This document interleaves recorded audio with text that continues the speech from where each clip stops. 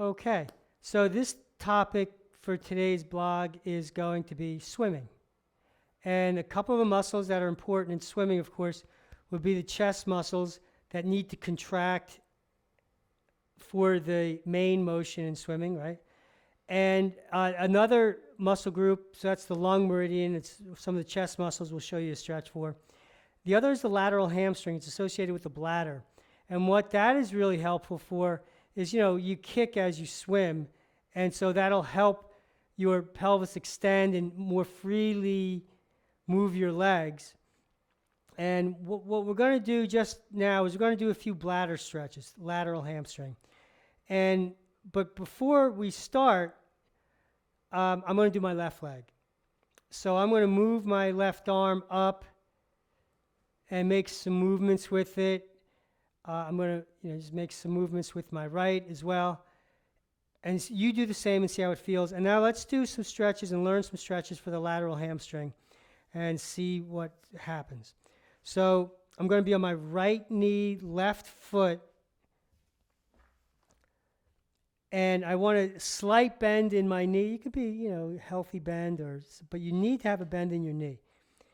Your foot wants to turn out slightly. And then what's going to happen here is you're going to pull your heel back toward you. You're going to pull your heel back toward you and feel this engage, this lateral hamstring right here. Keep pulling back, keep pulling back, keep pulling back as you fold forward in front of you, and then relax on the way back. You don't want to fold toward your leg necessarily. Resist. You're just folding straight down. Yeah, I'm going straight. I'm folding at the waist and the hips here. And I want to keep my ribs in, my pelvis neutral. Keep pulling the heel back. Keep pulling the heel back. And folding forward and relax on the way back. Breathing in and out through your nose. Now you can hold on to something for balance because we don't want to be focusing on keeping our balance. We want to generate resistance to change the fascia back here. Resist. So we're going to do about 8 to 10 reps. Let it go. Come fully upright and resist in the start position. Resist before you start to move. Resist before you start to move. And let it go. Breathing in and out through your nose. And you want to feel what's going on. In addition to feeling the sensation, your hand will give you more information about what's going on in this lateral hamstring. Let it go. And you want to play with the angles of how far you turn your foot out to focus on this lateral hamstring. So let's do a couple more. And we recommend you do 3 sets. Be 3 sets of 6, 3 sets of 10, 3 sets of 20. You mix it up. You can do 4 sets. The more you do, the stronger and more flexible you'll get. Okay. All right, let's check that out. And see what you notice. My shoulder drop back in space. Hips more open. It's pelvis extended a little bit. These are things that I'm noticing. See what you notice. And now let's go back and move the arm. Yeah. It's coming closer to my head. It's like there's some space created. See what you notice. So the more of that you do, the more of this you'll have, and the more of this you'll have, right? The kick here.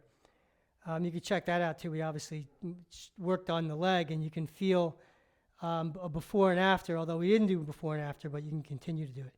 Now the lungs for the upper body is a really great stretch to do. And we have a reverse push-up here. And you can start on your knees. I'll do a few on your knees, and then we'll go on our feet and whatever's you're comfortable with. Shoulder width or wider with your hands, shoulders over your hands. Squeeze the hands together. You can feel your arms and chest engage. Keep squeezing together, keep squeezing together, and then relax on the way up. Keep the ribs in your body. Keep the ribs in your body. And relax on the way up.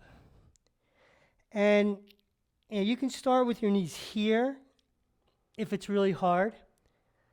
And then work your way back. Again, keep those ribs in your body. You can go a little wider if you want. And you can also go on your feet, like the reverse push-up.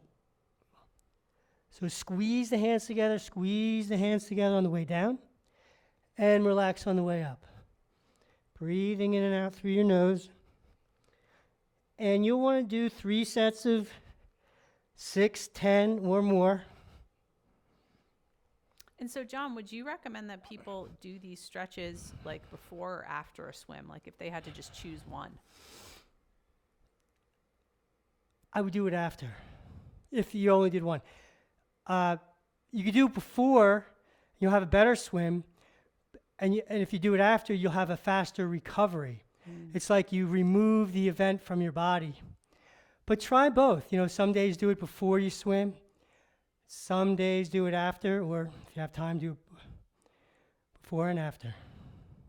Awesome. So yeah, there's also some a lung stretch in the blog post that has to do with rotator cuff, which could be an injury you maybe get from swimming, although swimmer's shoulder is kind of a more common one. But the lung stretch is going to help with that, any kind of injury going on as well. And you can check out a different version of the lung stretch in that post as well if you want. Yeah, and it'll increase your lung capacity, and you'll be a stronger swimmer. You know, you'll have a stronger stroke. Yeah, so tell us what you think. Leave a comment. Yeah, try it. We'd love to hear from you.